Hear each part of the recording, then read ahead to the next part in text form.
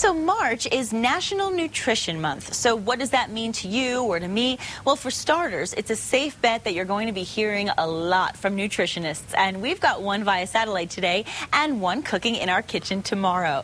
This morning, we're so pleased to welcome Taub-Dix, author of Read It Before You Eat It, who is here to tell us the good news and the bad news about new products that are going to help us meet our nutritional guidelines. Welcome, Bonnie. Thanks for being with us. Hi, Nikki. Nice to be here. So the USDA released the official dietary guidelines for Americans. So what has changed? There really aren't that many changes. I think that it's important to realize that a lot of this information we've known all along, kind of like Dorothy in Kansas, we've known this all along. So when your mom told you to eat your veggies, she was right. And there are so many easy ways to get vegetables in the diet. So one of the recommendations that they make is to make half your plate vegetables.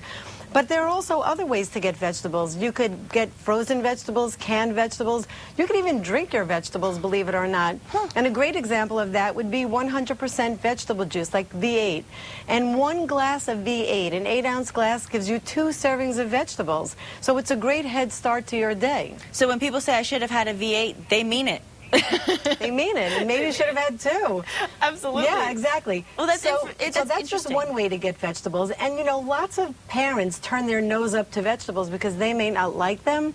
But a lot has to do with the variety and the blend, and you have to be a good role model so that your kids will like it too. So if vegetables become a comfort food for kids, then that would be great, and that's the way they're going to grow up, and that's the way they'll grow up to be healthy adults. Well, here's what I want to ask you, because I find myself guilty of this. A lot of times when I do eat a lot of vegetables, I find myself using more salt to sometimes mask a flavor or add some flavor. What about salt intake? That is actually one of the guidelines, that we need to cut back on sodium. Figured. And yes, and many food companies, sorry to disappoint you, but also there are so many different ways you could boost the flavor in your diet without having to add more salt. And a lot of food companies have been on board with this, but are really letting the rubber meet the road on how to boost flavor and taste without having to compromise on the sodium that you get. And Campbell's is one of those companies. They actually have 100 soups that are lower in sodium that you could add to your diet, have lots of variety, have at any meal, or even for a great late afternoon snack. A bowl of soup really can actually help cut back on gaining weight, because it could give you that, just take off that edge that you're looking for. Sure. So it could be a great way to do that without increasing the sodium in your diet. Absolutely, and with 100 options to choose from, you could eat a different soup every day and never feel like you're eating the same thing over and over.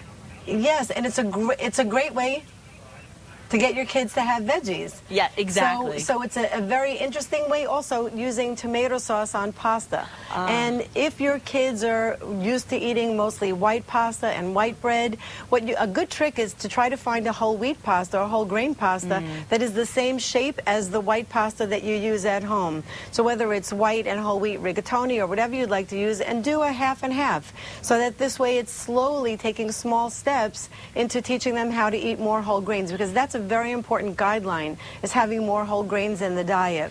And like you said, whether it, I was going to say, like you said, when you put that sauce on it, they don't always know the difference. Yeah, and actually it's delicious. It's more chewy, and it is more filling, helps things move more readily through the body. And one of the easiest ways to get whole grains is through bread. And you can get whole grain bread in the supermarket right there on the shelf, and just check the label.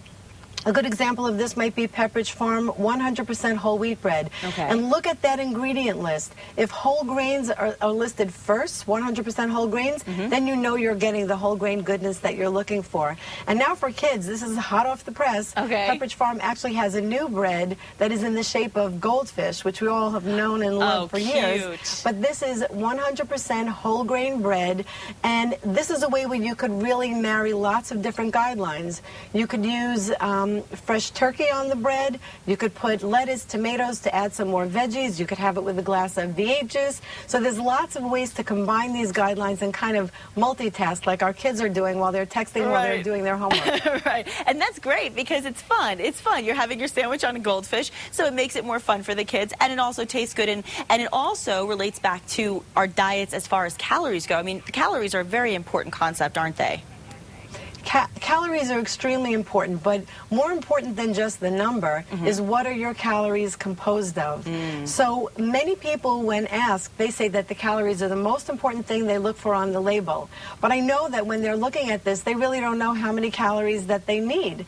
So you have to look at what your calories are composed of. And that's really why I wrote my book, Read It Before You Eat It, so that people could see that it's not just about the calories. All of those numbers on the back of the label are important to look at. And in terms of weight, it's really important to look at serving size. Because when you know you have a box of cookies and the serving size is one cookie, and you take that box and you're watching TV and you're eating it, yes. I doubt whether one cookie is your serving size. Exactly. And I wanted to also mention that people can get this book and get more details from you. And where can we go for more details? You can check my website, which is betterthandieting.net. And there's lots of information on there about nutrition and food, lots of tricks, lots of recipes. And I myself have 3 kids, so there's also a lot of information about how to feed your kids right. Great. Bonnie, thank you so much for being with us this morning. I'm looking forward to reading the book, and I really appreciate the advice. I know our viewers will as well. Thanks for being with us. Thank you, too. And coming up next, are you having trouble sleeping? A lot of us are. Well, you're not the only one. There is a huge portion of the population that is struggling with insomnia, and changing the clock with daylight saving time doesn't always help. Just ahead, we're talking to an expert about how to get our Z's. I'll be back after the break. Excuse me.